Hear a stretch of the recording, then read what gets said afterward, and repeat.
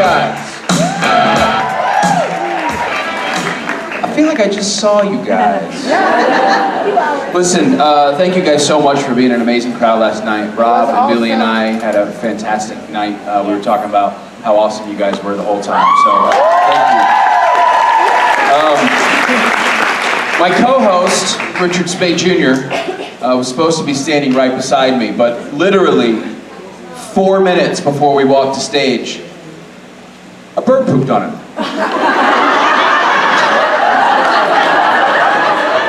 I'm not making that up. That happened. He's trying to find a new shirt. So, please help me welcome to the stage, Jared Padalecki!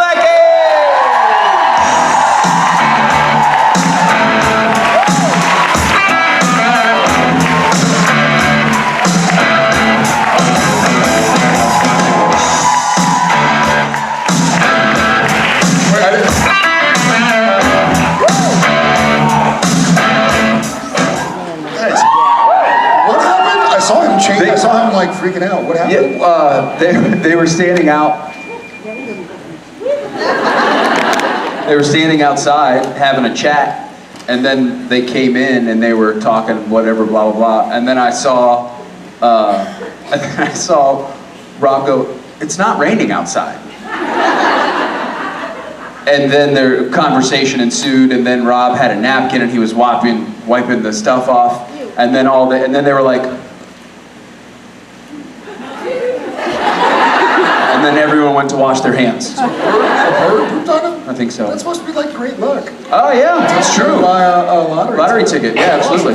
Sorry, I didn't hear the story. I'm talking to Mans, he didn't tell me anything, then he comes out here and tells me. I wanted to save it for the stage. Thank you, Jason Mans. See you, buddy. Hi guys and gals. I am extremely sorry you have to wake up on a Sunday with me. But I'll take it. Is anybody else having a fun time with the jet lag? Yeah. Yeah, cheers for jet lag. Thank you. All right, I don't want to waste anybody's time. Good morning, gang. Hi, guys, gals. Come on. Hi. All right, I can't see much, but I can kind of see there's a figure. It seems to be corporeal. Hi, how are you? Good morning, you're awesome, how are you? Your microphone, I can give you mine. Do we have, I'm looking around like I have a sound person. Oh, there we go. Let there be light. Just yell. Did you break the microphone? Oh, that's usually you.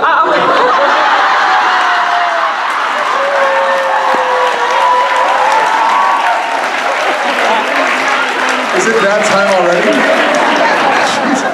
Yeah, let me get prepared for this. I'm sorry, good morning. Don't be sorry. Good morning. I started watching just a few years ago, and I watched 9 seasons in 2 weeks, and I haven't regretted a single second. There's 9 seasons in 2 weeks? Yes. Oh, gosh. Did you sleep? It is possible. Hold on. How much did you sleep during those 2 weeks? Not much. I was sick at home with the flu, so. So my question is, so you recently ran quite a few marathons. Yeah. And I wanted to ask, how the hell did you run a marathon in Austin with the heat and the humidity? It was difficult. I don't know if I've told this story, but I ran. We ran 2 marathons for charity, Seattle and Boston. Yeah, and a lot of you guys donated as well. And I've seen some Run Back Run t-shirts. And I feel like I should post some of the emails that we've received from the Dream Big Foundation about what the money donated has been going to, because it's pretty cool.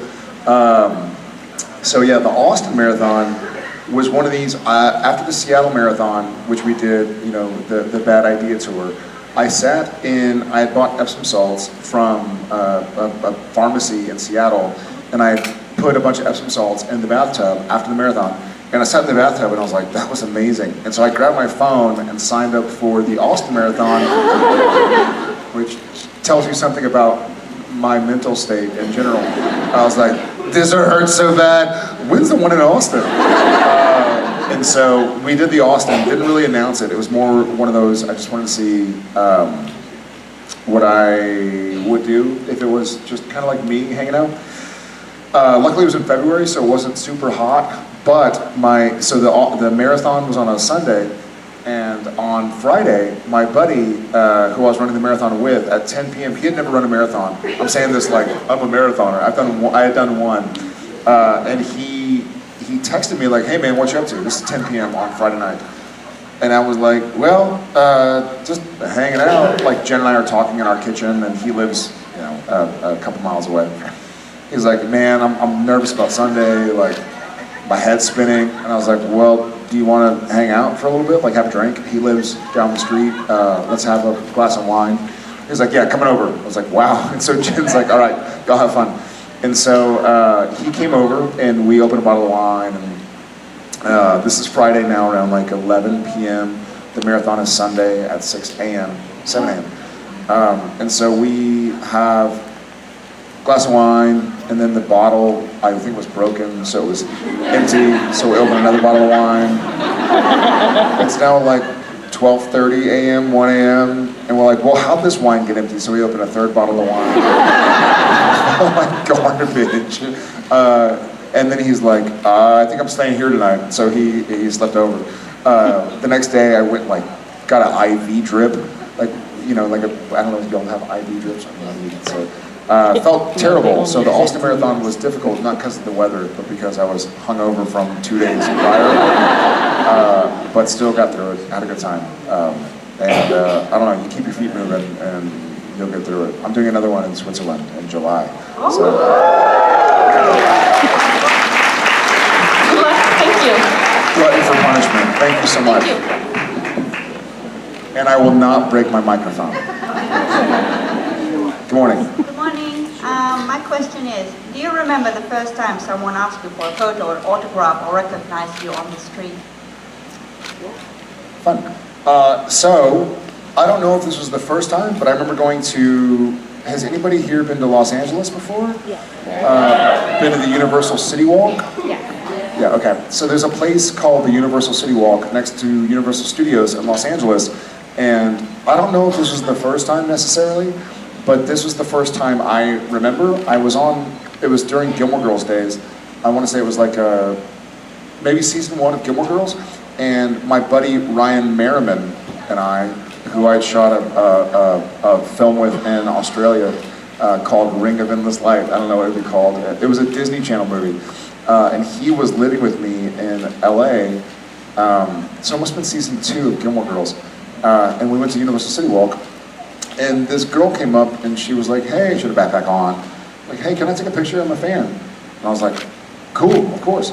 And so we take a picture, and this is back in the day. This is long before selfies and iPhones. This is 2001. And then she's like, do you mind to get an autograph? And I was like, sweet, of course. And she opened her backpack and had a picture of me, like a, not just me, but it was like a Teen Bop magazine or something, like a teenager magazine. I guess I was a teenager, so, and I remember going like, this is so strange, like how weird that she had it. And she had a few pictures of a few people, and maybe she hung out there hoping to meet somebody. I hope I wasn't the first celebrity she met, because that'd be very disappointing. But that's the first time I remember. Yeah, thank you. Thank you.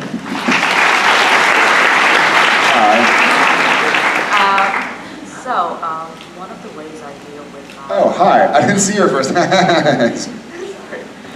one of the ways I deal with my mental illness is by one of the ways I deal with my mental illness is by listening to music, and very recently I've gotten into podcasts.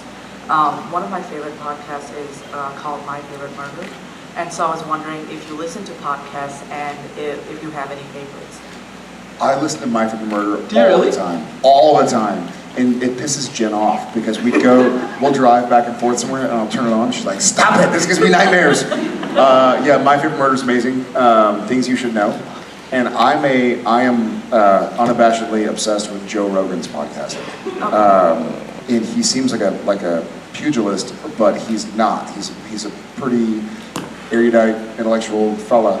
that asks great questions. It's almost like people use, I don't know, should I? No. I'm not gonna say that. Yes, so My Favorite Murder, things you should know, and the Joe Rogan Experience. It's very, like, he interviews a lot of fighters, which I enjoy, mixed martial arts, but he also interviews a lot of theologians and philosophers and psychiatrists and nutritionists. Like, he has a very broad spectrum of who he has in the show, and I highly recommend it. Okay. Yeah. May I ask how you got into My Favorite Murder? Or how you came across it? Honestly, I feel like I know exactly who. Sorry, I thought it was Jen. It wasn't Jen. It was a girl named Robin on our show, who I call Trovin, who's the head prop master. I think she's in a few pictures, like tying us up. So she's the head on-set prop master. Her name is Robin, and she was talking about it. And I don't know why she was talking about it, but we, on set, we're doing 12-hour days, 15-hour days, and I think she brought it up. It was like, because she lives on the island. Sorry, this seems like verbal diarrhea. Yeah, so she was talking about it, and so I downloaded one and became addicted. Well, I'm happy that we're fellow murderinos. Yeah, there you go. The little guitar solo at the beginning. Thank you. Yeah, thank you.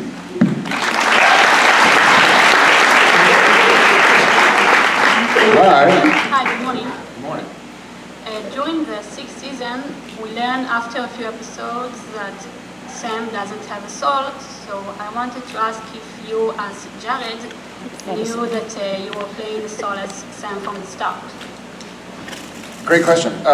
So when Swan Song happened at the end of season 5, I think Genevieve and I were already living in Austin, but I had a trip to Los Angeles for a photo shoot or something, and so I wanted to go see, because when Eric Kripke, at the end of season 5, Eric Kripke left, and Sarah Gamble took over, and I think this was the first time, literally in, I guess, 5 seasons and counting, that I had gone to the writer's room, because we filmed in Vancouver, and so I was just sort of like the actor, like, keep your head down, do your work, show up on time, hit your marks, know your lines.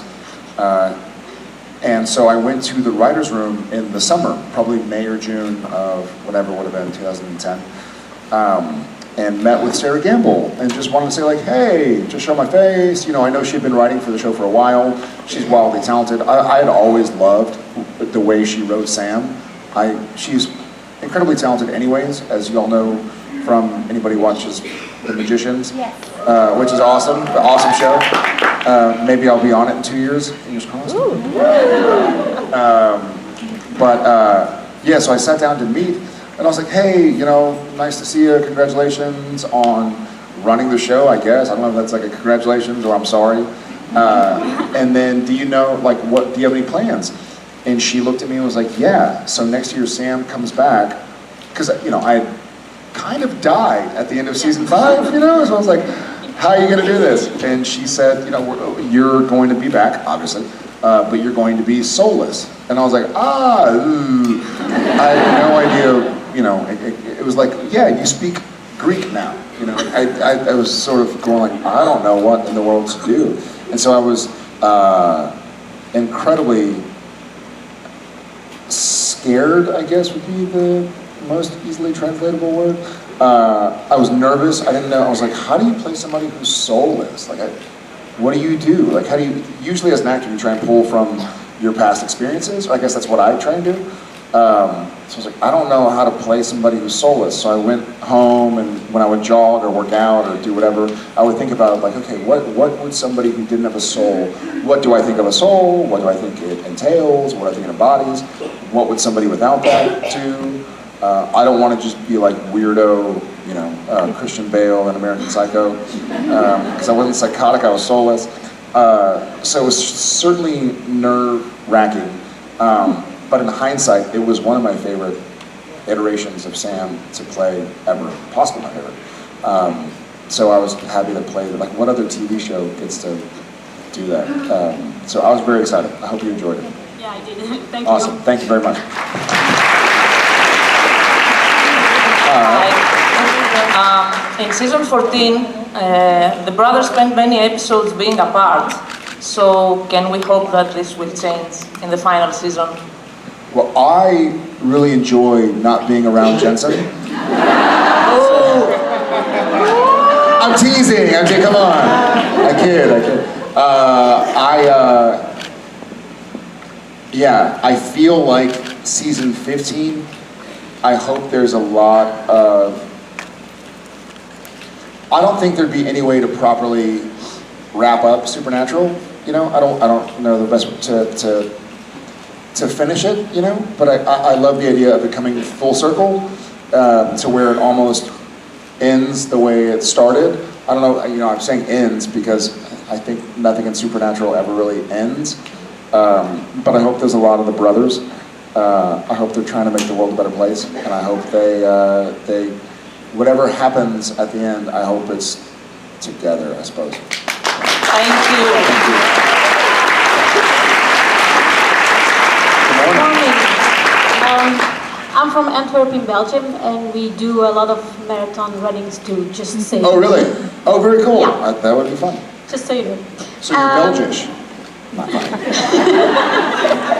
It's early, Tam. Belgiumish? Yeah. Belgian? Yeah. Belgiumish. Flemish. I know. My wife's family is Flemish, so. Leuven, I remember. Yes. Yeah, I remember. Nice. They're Lubnish. Lubinian. I'm Antwerpian or whatever.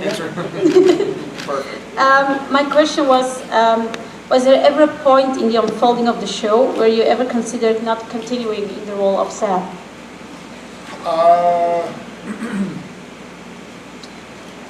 Yes.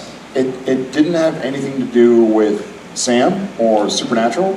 It had more to do with me kind of dealing with stuff I wasn't aware I needed to deal with, you know, just sort of mental health issues and whatnot. And I was pretty stressed out. I know when the show, so there's a funny, before the show started, I had been on Gilmore Girls for 5 years, and I was living in Los Angeles and going back home to San Antonio, Texas when I had time off, back and forth. And I bought a house.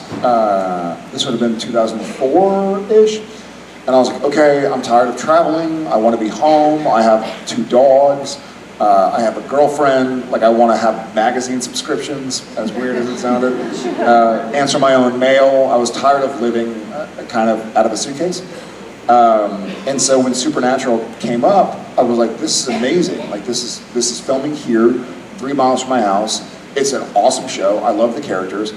I know the director. I love the producers and if I could be a part of the show, this would be amazing.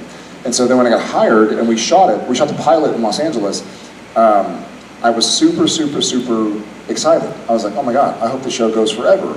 It's near my house. I have my dogs. I don't have to live in a hotel. And then we filmed the pilot. We got picked up. We did the upfronts. So we just came from the upfronts in New York 2 days ago or 3 days ago, whatever. Thursday, U.S. time. And so I was like, this is amazing. Like, I can have my cake and eat it too. This is a perfect situation. And so we get picked up. We're in New York, and we have the upfronts.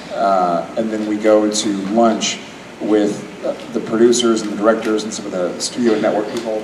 And they're like, congratulations, guys. See you in Vancouver. Not a word of a lie. That's how we found out. And we were like, what's Vancouver? Like, is that a bar? Like, I knew what Vancouver was. I didn't know exactly where it was. I've been to Toronto. You know, we Americans are not known for our geography skills. And so I was like, I'm not really sure where that is. Is that south of LA or? That's easy. But it kind of threw me for a bit of a loop in my head, because I was like, I don't know how to, like, I don't know if my passport is up to date. Like, what's Vancouver? Like, what do? I don't know anybody there. It's Canada, but it's still a foreign country where you have to have your passport. Your if somebody wants to visit you, they have to go get their passport and go through customs and immigration and security. And so no one wants to come visit because it's expensive. Like, I was going to be alone again, you know? I knew Jensen, I knew that we were friends, but I didn't know that we'd be such good friends yet. And so I felt kind of a little bit alone. So that was a strange situation, I suppose. But it worked out for the best because now, in hindsight, 15 years, almost 14 years later, I get to focus on my friends, my crew guys and gals, my buddy Sam, and then live life when they call cut. So, happy fellow. I'm happy you're happy too. Thank you. See ya. You're my favorite Antwerpish. Hi, how are you? Hi. Sorry to anyone who might be sort of sick about hearing about Marvel, but I just wondered if you'd seen Endgame. Marvel, say it again? Marvel. And if you'd seen Endgame yet, and if not, are you planning to? Are you interested? I am super interested. I've actually never seen any of the Avengers movies. Take it easy. I am very interested. I just haven't had the time really. I'd love to, but if I'm gonna sit down, it's not super realistic for me to cut out a couple hours of my life, you know what I mean? Without my kids, my wife, my friend, my puppy. And if I'm traveling, I don't want to watch Avengers on an iPad, you know? Like I want to watch it on a big TV if I can't see the movie. So I haven't seen any of them yet. I know a few of the guys. Chris Evans has been a buddy for a long time. So... Yeah, we're going to need picture proof of that.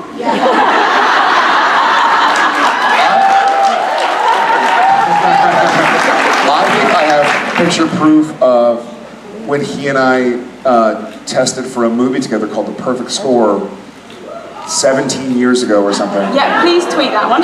All right, I gotta find it, because we sat there, this must have been, what, 2002, 2001, 2002? And he and I, back in the early days in LA, used to audition together a lot, because we were both young white guys, I suppose. So we see each other all the time. And then I remember when I had my broken hand going over to his apartment when he was shooting Fantastic Four in Vancouver. Anyways, yeah, known him for a long time. So I great guy. And obviously I know Momoa pretty well. Is he in Avengers as well? No. He's not. He's DC. He's which? He's DC, not He's Marvel. DC. Shows what I know. I gotta get with the times. He's what? I know who he is. I didn't know what world. I guess my brain is on 2 a.m. time right now. Yeah, I will see it. I can't wait to see it. I hear it's amazing. Have you seen it? Yeah. Is it awesome? 90% satisfied, I'll put it that way. Jesus. How's that for standards? Spittle. Now you're under pressure for season 15 to be good then. Oh wait, you want season 15 to be as good as Avengers Endgame? Yeah? They have like $1 billion to make a 2-hour movie. We have to make 20 hours of, all right, that'll be better. How about that? Thank you very much. Thank you. And I'll get on it, I'll watch that.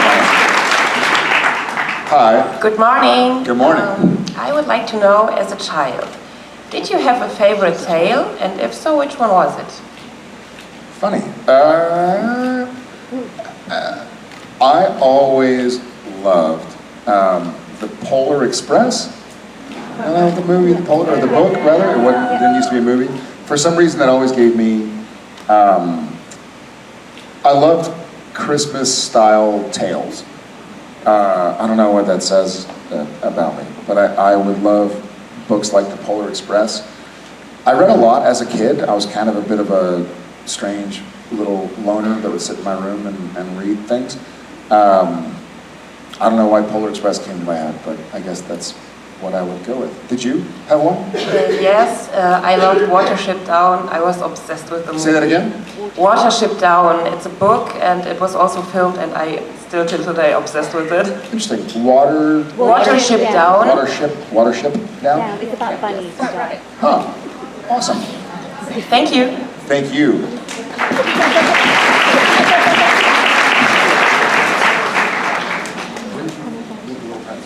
Always. Hi. Hi. In the scene where Nick hits Sam in the head with a rock, and Sam manages to escape to the car, did he seek safety in the car because he knew he was badly injured, or because he was afraid of Nick, or possibly saw some Lucifer in him? All of the above. I remember shooting that scene. I think that was the only safe place, and I'm not sure. I know. So, side note, so our director John Showalter, who did that episode, is going to come on for a bigger part of season 15, which is really cool. Maybe I don't know if that's public or not. Maybe I shouldn't have said that. Oh well, too late. So he's awesome. He's been a champion of our show and a champion for our show for years and years and years, and done some of my favorite episodes, and just an all-around badass guy. So he shot that scene, and it was written in such a way where it was trying to kind of blur the line between what is Nick and what is Lucifer versus what is Sam or what is Nick and what is the Lucifer side of Nick versus who is Sam and who is the part of Sam that still feels some connection to Lucifer, even though he's no longer Lucifer. And so the car became almost a symbol of safety and almost a Winchester symbol. Like, even though Dean wasn't there, it was almost Dean protecting Sam. Like, it was written in a really cool way. It gave me chills to read it, where like the safety of baby, you know, it gave kudos and gratitude to, you know, the third lead of the show, who's been in more episodes than anybody other than Jensen and me.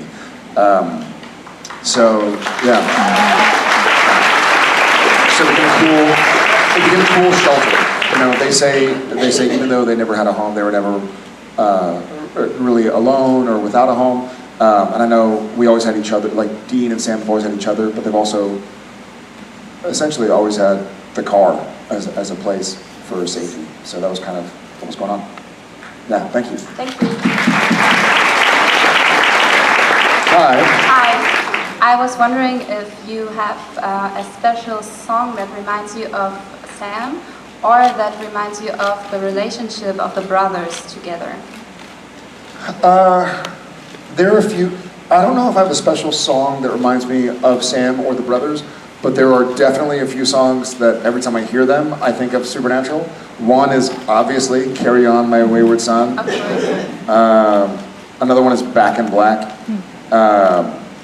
Yeah, there are a few songs that definitely, when they come on the radio, or if I'm in a restaurant or something and they're playing in the background, I'm like, nah. Funny enough, "Eye of the Tiger." "Eye of the Tiger" will forever make me think of Supernatural. 40 years from now, if it's playing in my hospital room, 40, 50, 80, whatever. If medicine hasn't figured out how to make us immortal yet. Yeah, you? Yeah, I have for the brothers, I guess there are some songs with the title "Brother." I guess one is from Coda Line. And Coda? Yeah, it's like the lyrics is "I got you, brother, if I'm dying on my knees." Got it. And yeah. you know, like the relationship Yeah, basically. I think Yeah. it could have been That's a written great for the brothers. Yeah. And for Sam, like in the early seasons, I think, I don't know, Billy Talent? Yeah, sure. "Devil on My Shoulder." That's like some kind of twisted, I got a devil on my shoulder over and over. It's like... That's funny. We're doomed. Yeah, and nothing to lose. Billy Talent. Awesome. Yeah, so we say Codaline. So, oh yeah, right. Yeah, awesome. Cool songs. I'll have to tune back in. Yeah, thank you very much. What up? You changed sides. I'm allowed. Hey, you gotta do what you gotta do. Morning. How are you? I'm all right. Okay. I'll be better in like 4 or 5 hours. When it's time to get up. Yeah, this is me last night. Yeah. Sleep, go to sleep. In Jack in the Box, Bob Singer showed up as a doctor. Can you tell us more about that and how that came about? In Jack in the Box The episode, penultimate episode, yeah. that was the penultimate? There's a doctor? Yeah, Bob Singer showed up as a doctor. They were going to... Just in the background. He went round the corner as FBI agents, and Dean did a double take. I swear it was Bob Singer. It was. Yes, it was. Got it. Yes, I did understand the question.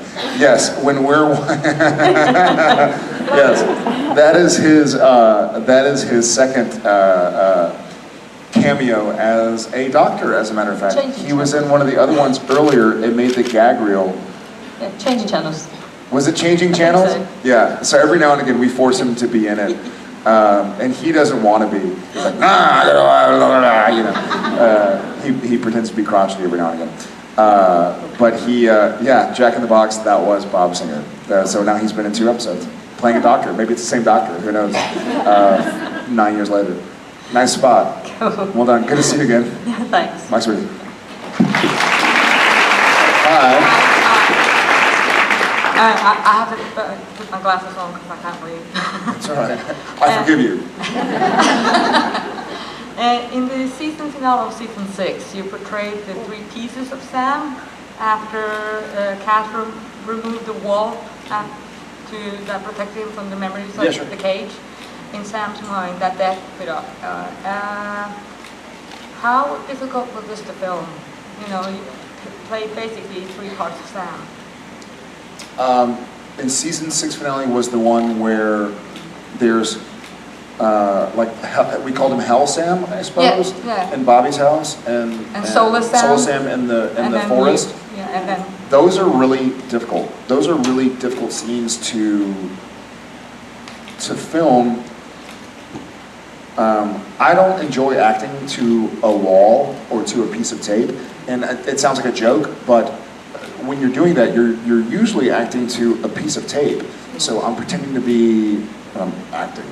Like Sam, talking to somebody, but one of my favorite things about filming with people like Jensen and I mean, God, the list goes, you know, Misha and Felicia and the whole gang that's here, Richard, Rob, is you, as an actor, you have to know your lines. Like, that's the basics. Like, if you're playing basketball, you have to know how to dribble and shoot. And then when you get on the court with somebody else, they bring out different aspects and facets of your game. And so it's kind of difficult to shoot both characters in a scene because you're not talking with somebody. And to me, that's not interesting to do. Like, I don't want to sit there and do a monologue with nobody to bring something else out of me, and vice versa. So that was a really, really difficult episode. That and the parts, I guess it was in Swan Song, or maybe the episode before that, where I'd be like Lucifer and Sam in a mirror. Yeah. It's hard. You sit there going like, I have to memorize the entire scene and pretend to be a couple of people. Those are tough to shoot. Those are difficult. I love doing stuff like with Gadriel, where, you know, go from Sam to Gadriel back, like that's fun, but I'm still acting with somebody, whether it was Curtis Armstrong or Jensen Ackles or whomever. I really enjoy that kind of stuff, but when there's nobody to look back to you, it feels strange, because you're literally looking at 2 pieces of tape next to the camera and pretending to have a conversation, and then somebody else is reading the other dialogue, so you don't have to say both. It's a difficult, those are the most difficult scenes to shoot, I think. I love stunt scenes and emotional scenes, and I guess even fun, comical scenes, even though that's not necessarily the number one in my wheelhouse. And also there's one song that will remind me forever of Supernatural. Shoot. Sam and Dean singing Wanted Dead or Alive. I'm a big Bon Jovi fan, so you guys murdered that song, but I loved it. We were supposed to murder it. Sam and Dean can't sing. Thank you. That's saying Jared end of panel, but I'm not sure. I swear, it's that mesmerizing. I'll do one more as I walk. Shoot. Hi, thank you. Hi, thank you. So Stephen Amell is wrapping up Arrow early next year. Do you think you guys could convince him to do a small cameo for season 15? And if so, well, he's going to be filming. He's going to be filming Arrow, right? It's a shorter season. We can certainly try. Why do you think Arrow's ending? Obviously, the Winchester brothers kill all of the queens, so...